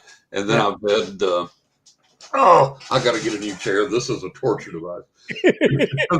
I've had people over the years. I remember there's all these phony psychics and con artists and things that take advantage of people and mess with people. And this one client I had, he got involved with this shady, phony psychic, and she told him blah, blah, blah, and blah, blah, blah. And she told him about me. Don't do any more readings with this guy, because he is an ancient demon that has followed you and cursed you through all of your reincarnations. And he's here now to mislead you, lead you astray and all this. And I was like, oh my holy God, are you kidding me? So this guy tells me this and says, I can't get readings with you anymore. And I said, look, mark my words and just listen to me and remember them at some point. Remember them and act on them, because this woman is a charlatan and a fraud and a phony, and she's after whatever she can get out of you, primarily money, whatever else, control or whatever. And so, no, you're this demon that's followed me forever, and she's speaking the truth, and I'm free from you at last, and all this. So A few months down the road. You know, I've never really met an ancient demon. Nice to meet you. Nice to meet you. So he calls me down the road and he goes, John, you were 100% right about her. And she was 100% wrong about you. And I was 100% wrong about you. And everything you have told me has come to pass. And he says, so you are who you say you are. And for somebody that claims to be a psychic, that's a pretty good record. And I apologize. So, but yeah, I've dealt with all kinds of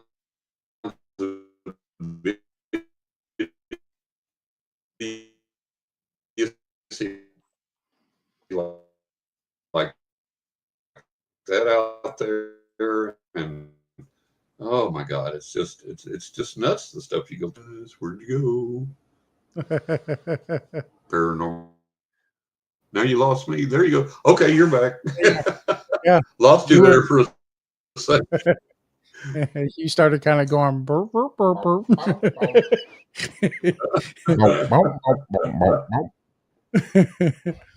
Yeah, so you know, I've experienced these things over the years, and I'll look in the chats of some of the interviews I do on YouTube, and people are like, "Oh, this guy is deceived by the devil. He's doing what he does by the gifts of the devil, and he's in." Oh my God, we're still there after all these years. It's like, holy cow. So yeah, it gets sad. pretty screwed up. It is. It is sad. It is really sad. You know, because we have people condemning each other in the name of some religion that doesn't even work. Mm-hmm. And, you know, every religion approves its own internal paranormal manifestations and condemns external paranormal manifestations of another religion. So your religion says, okay, this can happen and it's okay, but if it happens out here, it's demonic. Right. Yeah. Yeah. You know, Yep. if it happens in the realm of an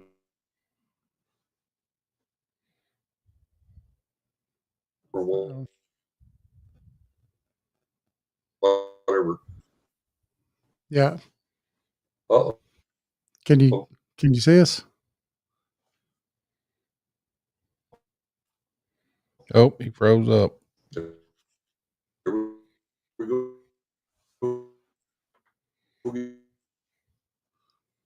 I think it might be something paranormal coming through. I think. You know, whoop, There it is. Okay, they're back. Yep. So it gets, yeah, it's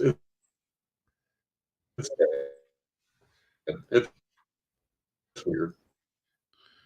I think there's something that doesn't like you talking about that subject. Every time you start talking about that, it's like we're right back to it again. Hello. Hello. Hello. Uh-oh. There it is. Yeah. Lost. He'll be back on here in a minute. Lost connection. So we'll just do a little bit of this while he's gone. Do a little bit of that. Back.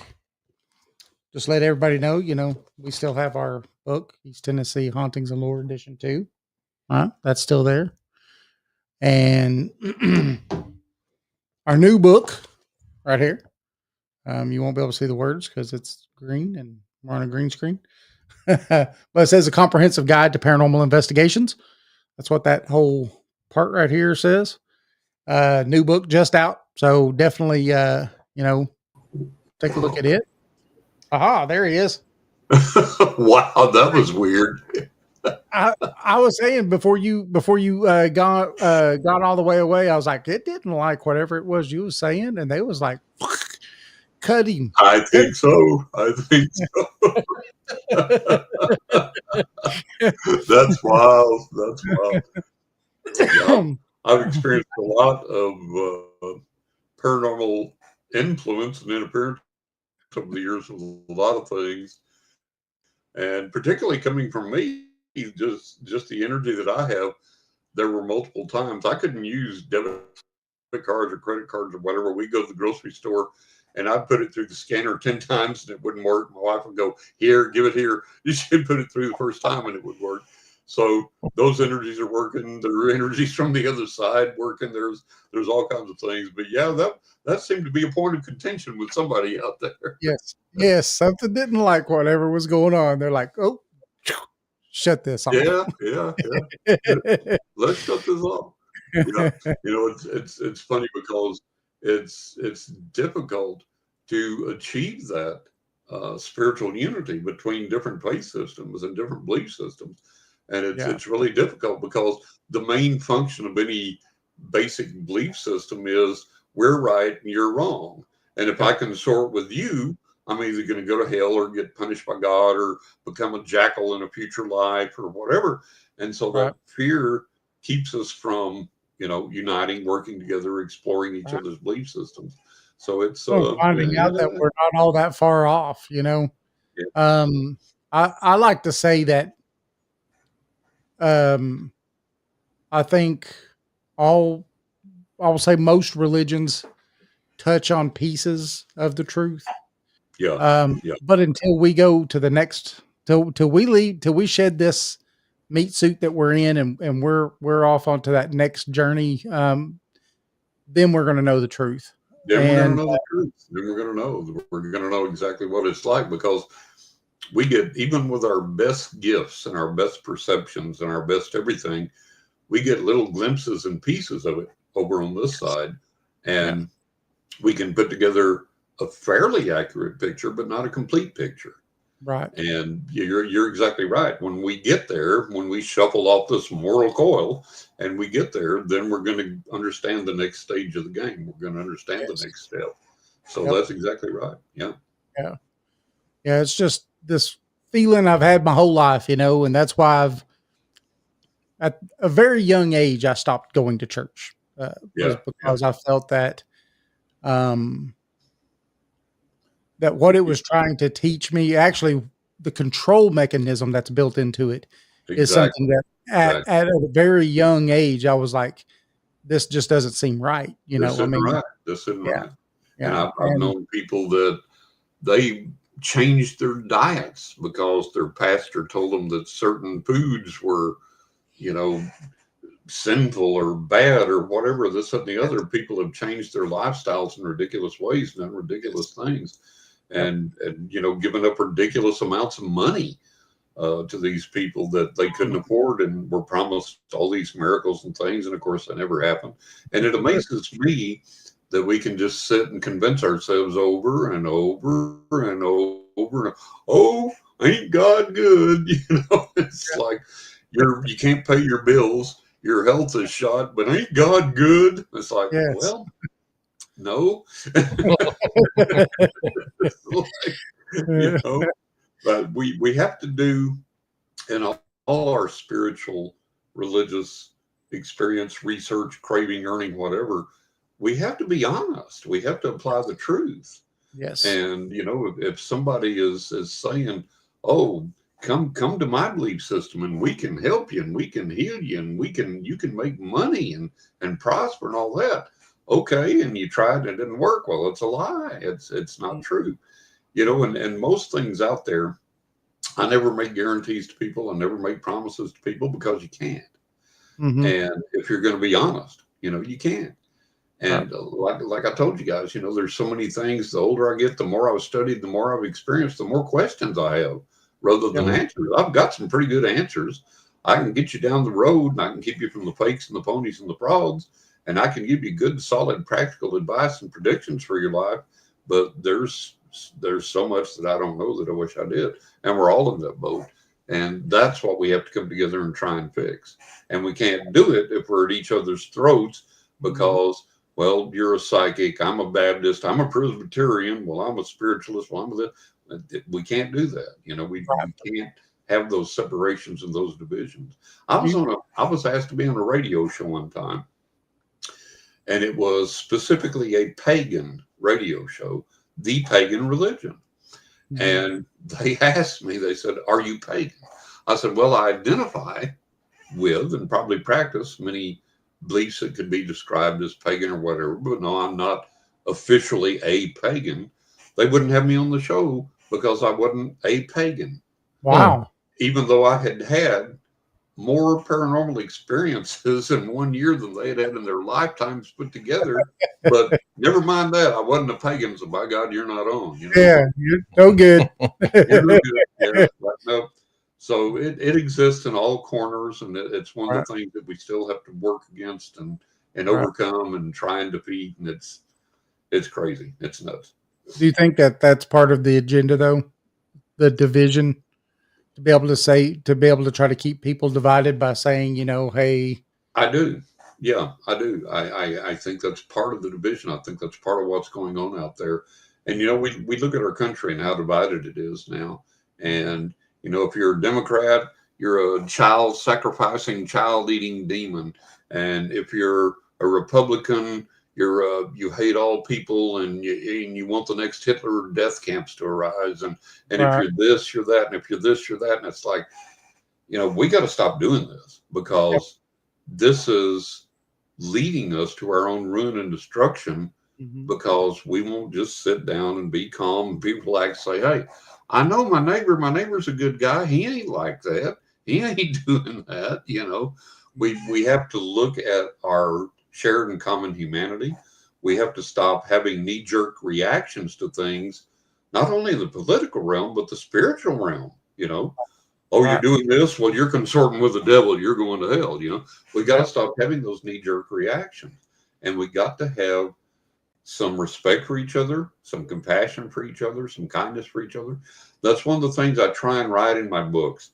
Nostalgia, compassion, spirituality, love, and looking at things from a perspective of, hey, you know, let's don't take something and beat it to death and flog it to death when we can't prove it and it doesn't work. Let's look at some genuine things that do work and what we can learn from those, how we can extrapolate those into our lives, to other people's lives, to make our lives better, to get a little bit more spiritual light and to come together and be more loving and compassionate to each other. Yeah. I had a guy on the internet one time tell me that if I have any questions and any of the people that follow us on our Facebook or anything have any questions, he has all the answers. Yeah. And that everybody needs to talk to him and that I needed to just talk to him. Yeah. And it all stemmed around, you know, me seeing ghosts and someone asking me a question about something and I told them and he when he said that, I was like, okay, look, I believe in all this stuff. I see ghosts. I have always seen ghosts. I said, I believe in it. I said, but the first time someone tells me that they have all the answers, I'm not drinking the Kool-Aid and I'm not right. I'm done. You know, I'm done because it's like exactly right. Nobody has all the answers. Nobody has all the answers. And over the years, and y'all excuse me for squirming around, this has become a torture device. But the Iron Maiden. I've read professionally for over 50 years, read for clients in over 40 countries. My clients have given me the feedback that my accuracy rating for my insights into their lives and my predictions for their futures are 80 to 90% accurate. Now, I need to get. hot dang, that's pretty good. But look, that's awesome. Let's take the high number, let's take 90%. If I'm getting 90%, that means I'm getting 9 out of 10 right. I'm missing 1 for every 10 issues or questions or whatever you have in your life. Right. That one can be a big event. That one that falls through the crack can be a big, huge thing. So, you know, there's nobody out there that has all the answers. There's nobody out there that has everything. But when you look for a reading, when you look for guidance, you want to look for somebody that's going to point you in the right direction with the right tools, with the honesty to get you going forward in ways that will help your life and not take away or decrease from your life. And you have to look for things when you go for a reading. You don't go for someone that charges an outrageous amount of money. Don't go for someone that promises you they can deliver certain results because there's nobody out there on the planet that can. If they would, why would they be messing with you? They'd be Right. off winning the lottery, buying a big boat, and sailing off with a bunch of pretty women or whatever. So Yeah. you have to understand when you're looking for these things, you have to look honestly. You have to look with common sense. You have to look for people that don't offer to, I get so disgusted. All these ads, they're in the religious realm. They're in the spiritual, paranormal, psychic realm. The sister so-and-so guarantees to solve all your problems.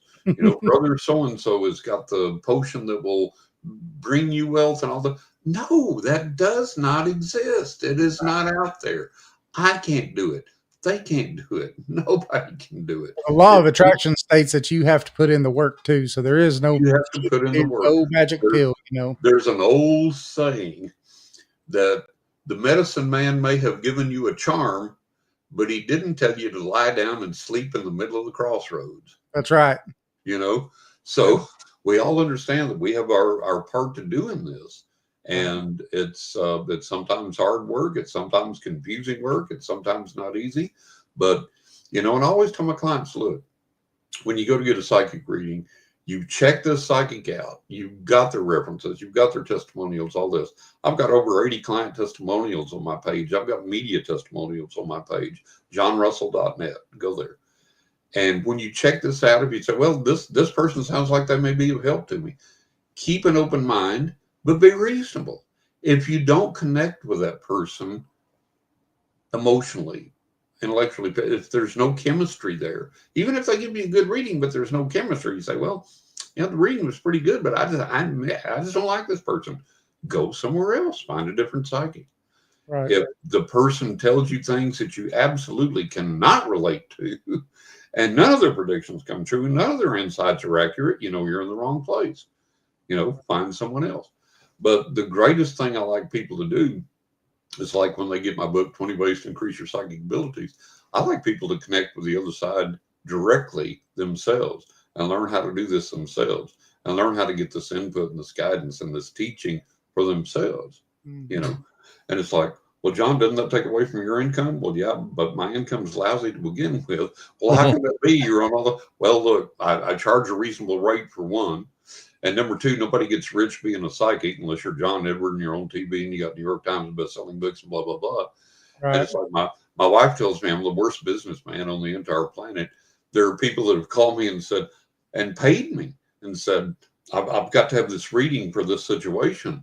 And I refunded their money and said, no, you don't need a reading. You need to do this thing right now and go do that, and that'll take care of that. And then down the road, if you really need something, come in. And my wife says, my God, you're the worst businessman on the planet. I said, yeah, but I sleep good at night. Right. I've got something that the wife and I are trying to maybe plan on doing, and maybe I need to come and get a reading from you. So there you go. I used to get my readings 1-900 numbers in the early 90s. Oh my goodness! You talking about some crazy stuff now? Oh my God, those are the. Do you remember those? Nobody there is authentic. Nobody there is. Yeah. That's the ones that they ask you 50 questions, don't they? $1.99 a minute. Yeah. There you go. Yeah. Trying to keep and you the on. longer they can keep you on, the more they make. Yeah. That's Yeah. it. Miss Cleo, who wasn't even Jamaican. The Jamaican accent was fake. I Yeah. know she got sued or something, didn't she? Oh, she got busted somehow. She got Yeah. So there's a lot out there. But I always tell people, say, look, just because it can be faked doesn't mean that the real doesn't exist. Right.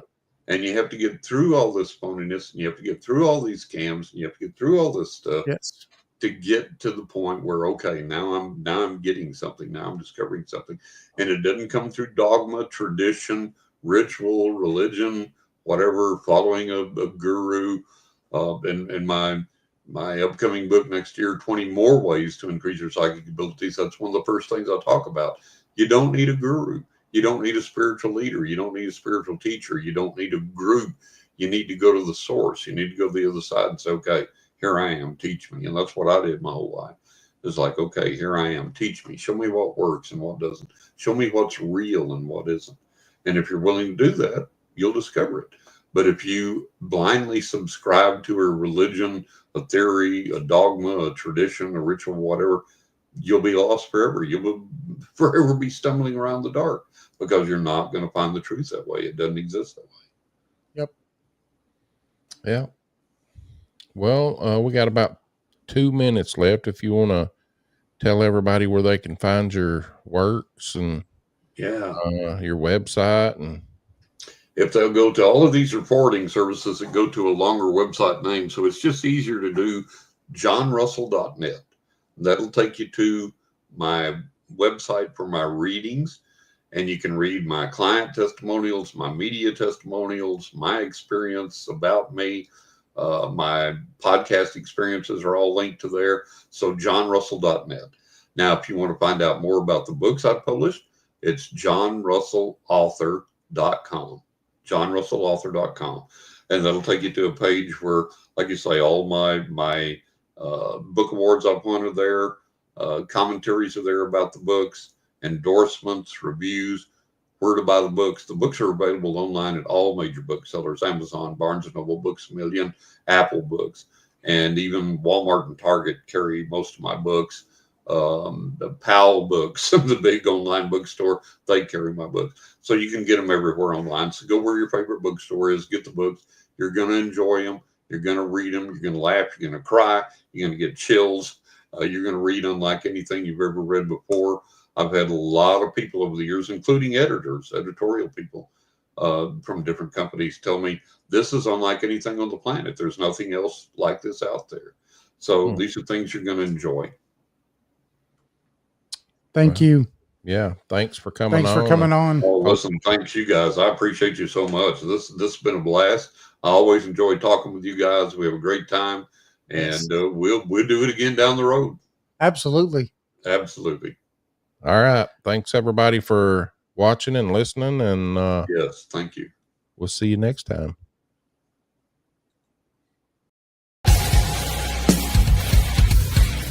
Have you ever wondered what lurks in the shadows? What secrets the night hides?